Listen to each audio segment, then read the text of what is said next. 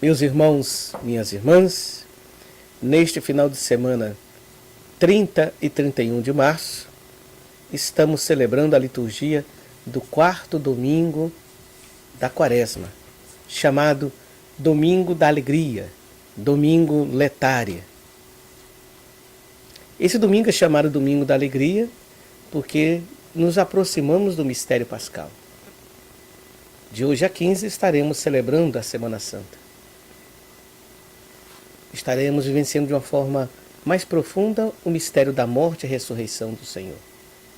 E isso já alegra o nosso coração porque fala da razão da nossa alegria. São Paulo nos dirá: se Jesus tivesse morrido e não tivesse ressuscitado, a nossa fé seria vã. Com esse espírito, ouçamos o Evangelho que a Igreja nos propõe para esse domingo. Lucas 15, 1 a 3 e 11 a 32. Naquele tempo, os publicanos e pecadores aproximavam-se de Jesus para o escutar. Os fariseus, porém, e os mestres da lei criticavam Jesus. Este homem acolhe os pecadores e faz refeição com eles. Então Jesus contou-lhes esta parábola. Um homem tinha 2 filhos. O filho mais novo disse ao pai: Pai, dá-me a parte da herança que me cabe.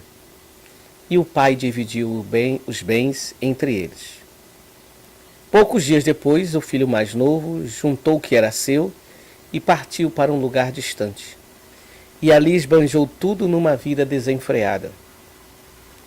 Quando tinha gasto tudo o que possuía, houve uma grande fome naquela região. Cidade. Então foi pedir trabalho a um homem do lugar, que o mandou para seu campo cuidar dos porcos. O rapaz queria matar a fome com a comida que os porcos comiam, mas nem isto lhe davam. Então caiu em si e disse: Quantos empregados do meu pai têm pão com fartura e eu aqui morrendo de fome? Vou-me embora, vou voltar para meu pai e dizer-lhe: Pai, pequei contra Deus e contra ti. Já não mereço ser chamado teu filho. Trata-me como a um dos teus empregados. Então ele partiu e voltou para seu pai. Quando ainda estava longe, seu pai o avistou e sentiu compaixão. Correu-lhe ao encontro, abraçou-o e cobriu-o de beijos. O filho então lhe disse: Pai, pequei contra Deus e contra ti. Já não mereço ser chamado teu filho. Mas o pai disse aos empregados: Trazei depressa a melhor túnica para vestir meu filho, e colocai um anel no seu dedo e sandália nos pés. Trazei um novilho gordo e matai-o. Vamos fazer um banquete. Porque este meu filho estava morto e tornou a viver.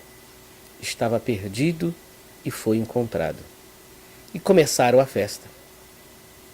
O filho mais velho estava no campo.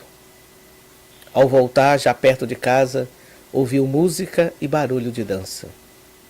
Então chamou um dos criados e perguntou o que estava acontecendo. O criado respondeu: É teu irmão que voltou. Teu pai matou o novilho gordo porque o recuperou com saúde. Mas ele ficou com raiva e não queria entrar. O pai saindo insistia com ele. Ele, porém, respondeu ao pai: Eu trabalho para ti há tantos anos, jamais desobedeci a qualquer ordem tua. E tu nunca me destes um cabrito para eu festejar com meus amigos. Quando chegou esse teu filho, que esbanjou teus bens com prostitutas, matas para ele o novilho cevado.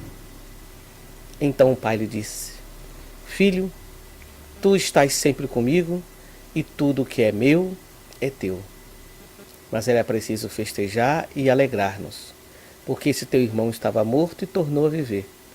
Estava perdido e foi encontrado. Palavra da salvação. Glória a vós, Senhor. Meus irmãos, minhas irmãs, estamos no 4º domingo da Quaresma. Este ano estamos no ano C. A liturgia dominical na igreja ela tem um ciclo de 3 anos. Um ano nós damos ênfase ao Evangelho de Mateus, outro ano ao Evangelho de Marcos e no ano C damos ênfase ao Evangelho de Lucas. E Lucas é chamado o Evangelho da Misericórdia. No capítulo 15 aparece isso com muita clareza.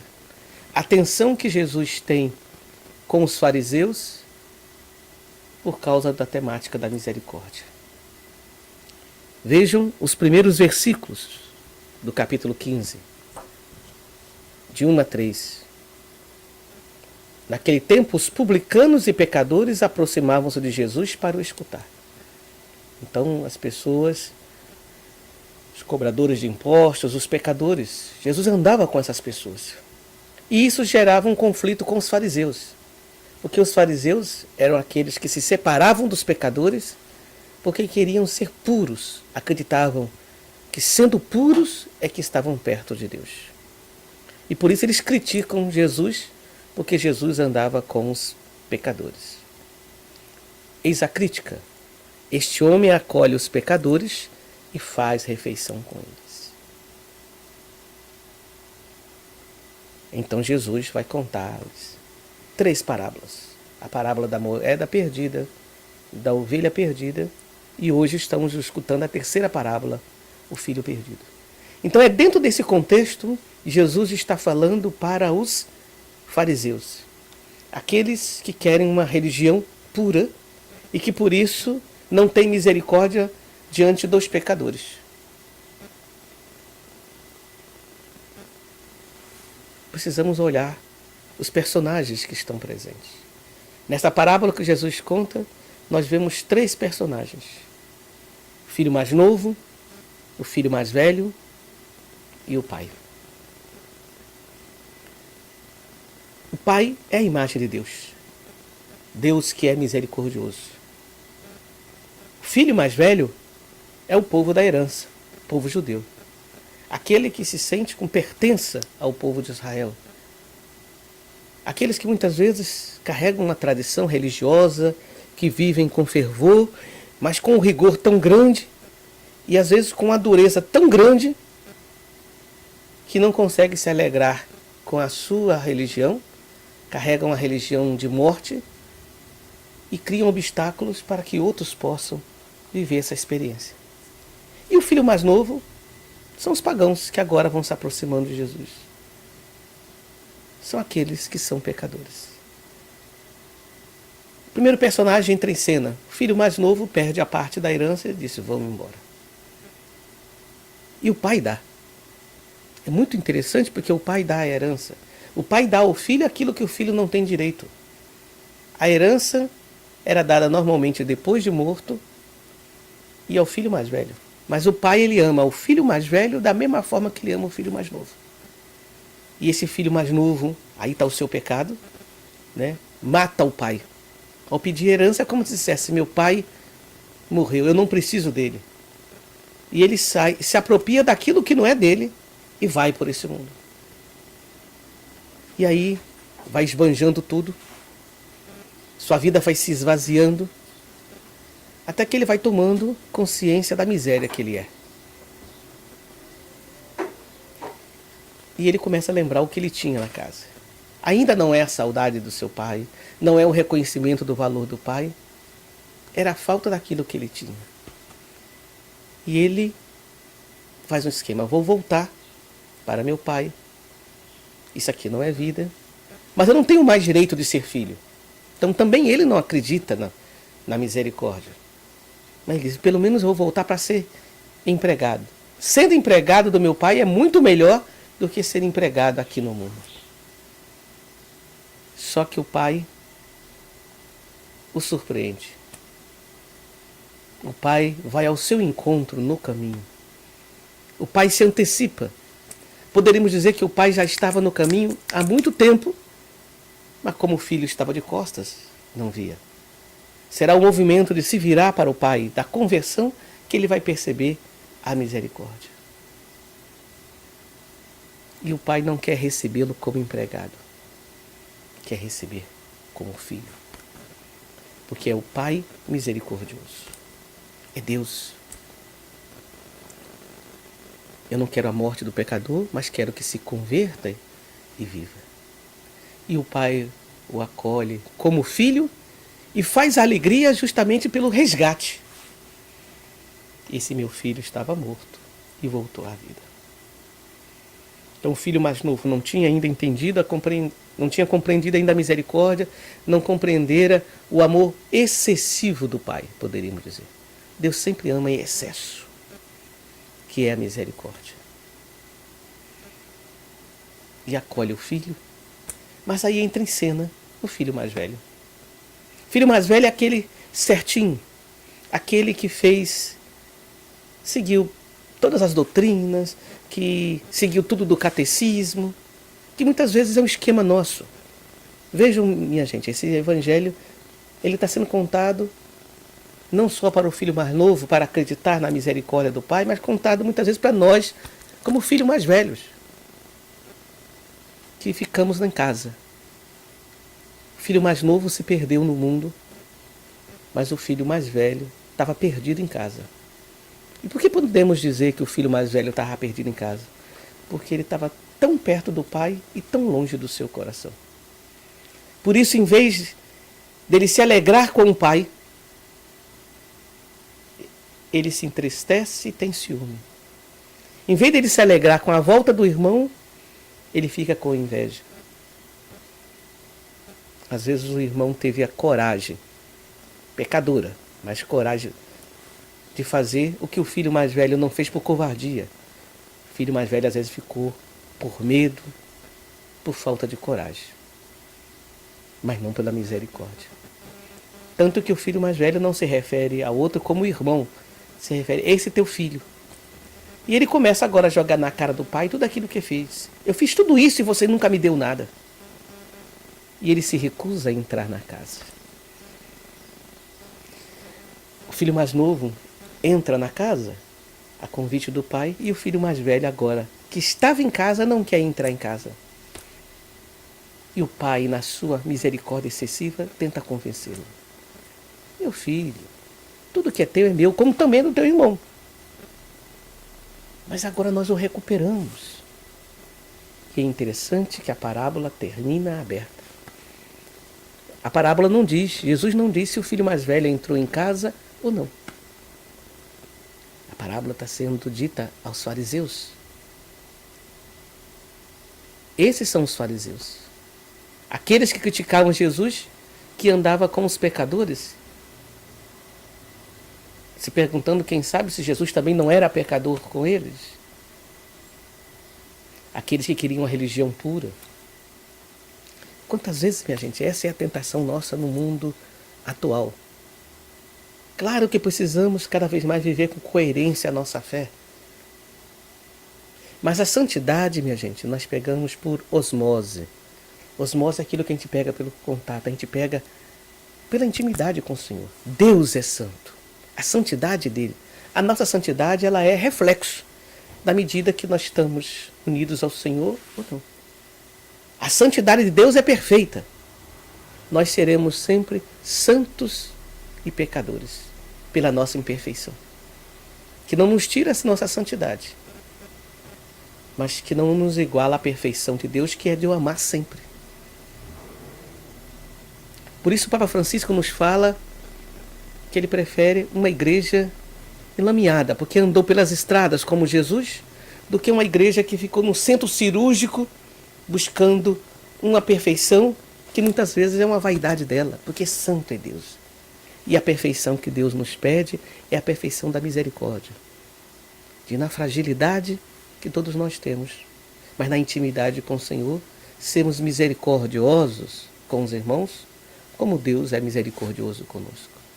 Diante de Deus somos todos pecadores, e diante de nós Deus é sempre misericórdia.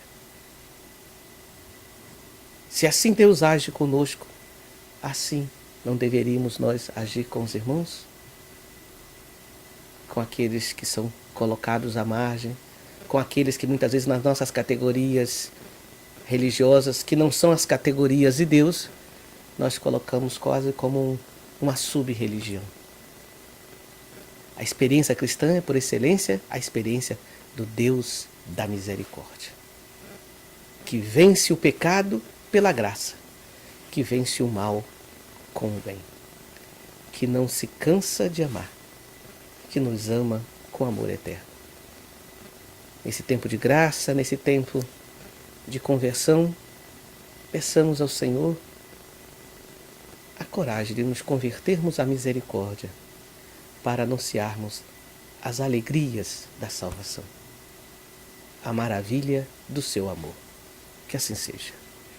Meus irmãos, minhas irmãs, nessa segunda parte, continuamos o nosso ver sobre a campanha da fraternidade, fraternidades e políticas públicas.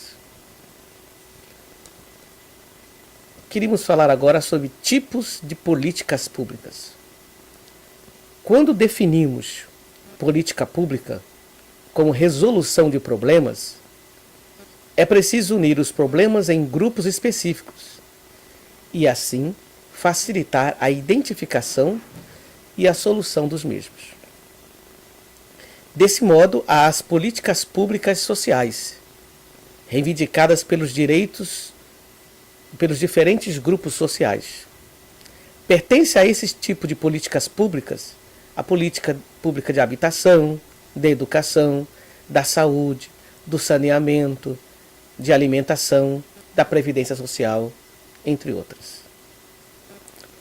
Também temos as políticas públicas fiscais, monetárias, cambiais, industriais e comerciais, que pertencem ao grupo das políticas públicas macroeconômicas. Por fim, temos os tipos de políticas públicas específicas ou setoriais, que são as políticas públicas do meio ambiente, da cultura, agrária, dos direitos humanos, dos homossexuais, das mulheres, dos negros, dos jovens, das crianças e dos adolescentes, entre tantas outras. Então vejam que existem diversos tipos de políticas públicas. Precisamos também distinguir entre políticas de governo e políticas do Estado. As políticas públicas de Estado se encontram amparadas pela Constituição brasileira, devendo ser realizadas independente do governante de plantão, enquanto que as políticas de governo são específicas a cada período de governante. Então, cada governante que representa a um partido, ele tem a sua política de governo. As políticas públicas de Estado independem disso. Seja qual for o governante, são direitos garantidos pela nossa Constituição. Do ponto de vista da diversidade das políticas públicas, consideramos principalmente as políticas públicas sociais, pois elas capturam a maior parte dos recursos governamentais. No ano 2014, os gastos sociais nas 3 esferas do Poder Executivo, presidente, governadores e prefeitos, alcançaram a soma de 25% do PIB, sendo 61,5% dessa soma de responsabilidade do governo federal, 21% dos governos estaduais e 17,5% das prefeituras municipais. Com a seguinte locação de recursos: 29,4% Previdência Social, 19,8% Educação, 17,5% Previdência Social dos servidores públicos, 15,1% Saúde, 7,1% Habitação e Saneamento, 5,6% Assistência Social, 3,6% Trabalho e Renda e 1,9% outras coisas. Esses números acima retratam a importância das políticas públicas já consolidadas e nos apresentam seu impacto social. A Previdência Social atende mensalmente a mais de 32 milhões de benefícios. A educação pública registra mais de 180 mil escolas, com 1,6 milhão de professores, além de 120 mil docentes nas instituições públicas de ensino superior. Oferece também refeições, livros, materiais didáticos e transporte escolar aos alunos.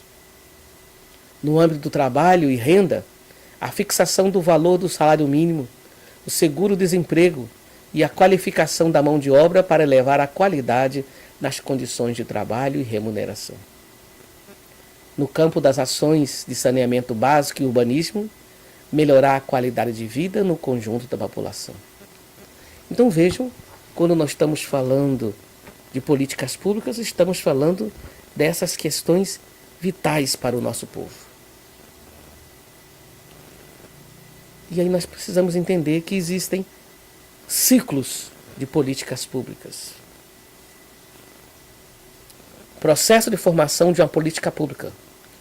O processo para a elaboração de uma política pública é baseado em negociação entre as diferentes pessoas, organizações e instituições, públicas e privadas, interessadas no tema que debatem e auxiliam na tomada da decisão. Vejamos alguns casos a serem dados na formulação de uma política pública. Precisamos, para isso, ter uma base de dados, ou seja, informações que vão contribuir para a formulação do mesmo.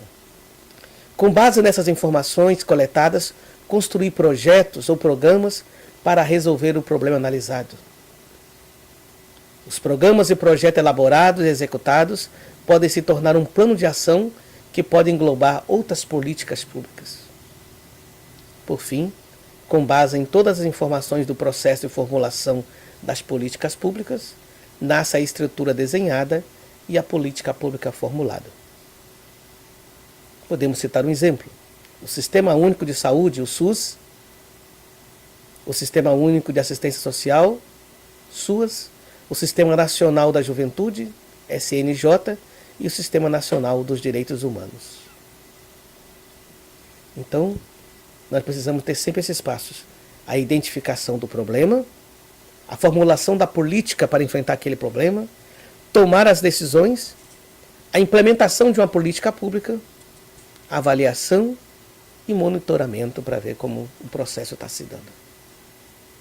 Então, quando nós estamos refletindo sobre políticas públicas, estamos pensando na organização da sociedade para garantir o direito de todos, sobretudo dos mais necessitados.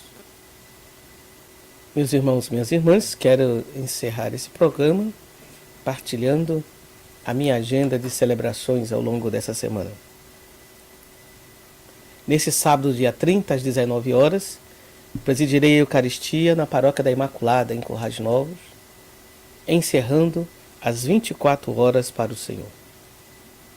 Domingo, dia 31, às 8h30, presidirei a Eucaristia no Santuário do Rosário e às 19 horas presidirei a Eucaristia em Florânia, no encerramento da missão dos nossos diáconos permanentes, que estarão em missão nesse final de semana, uma parte em Tenente Laurentino e outra parte em Florânia.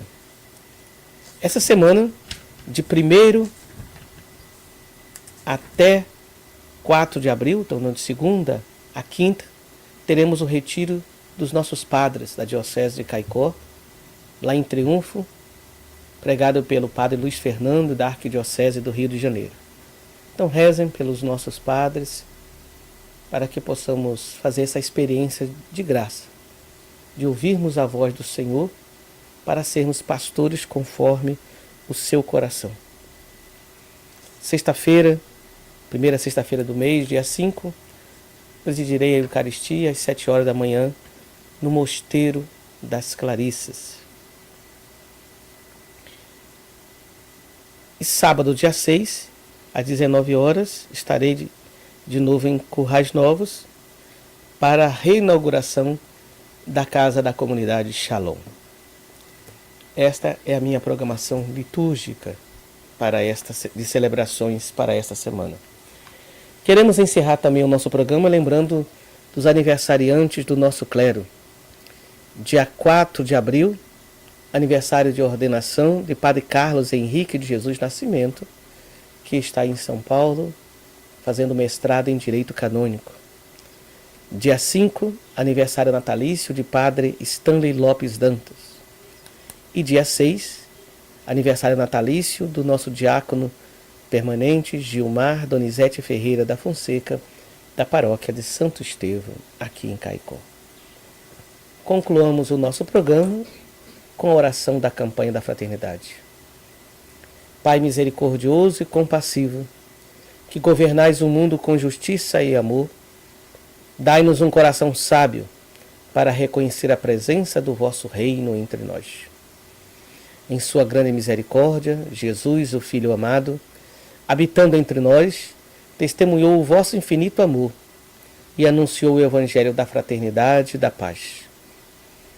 Seu exemplo nos ensine a acolher os pobres e marginalizados, nossos irmãos e irmãs, com políticas públicas justas, e sejamos construtores de uma sociedade humana e solidária. O Divino Espírito acenda em nossa Igreja a caridade sincera e o amor fraterno, a honestidade e o direito resplandeça em nossa sociedade, e sejamos verdadeiros cidadãos do novo céu e da nova terra. Amém. O Senhor esteja sempre convosco, Ele está no meio de nós. Por intercessão de Santana, padroeira da nossa diocese de Caicó, abençoe-vos o Deus de infinita misericórdia, Ele que é Pai, Filho e Espírito Santo. Amém. Um bom final de semana para todos e todas, permaneçamos em paz e que o Senhor esteja sempre conosco. Amém.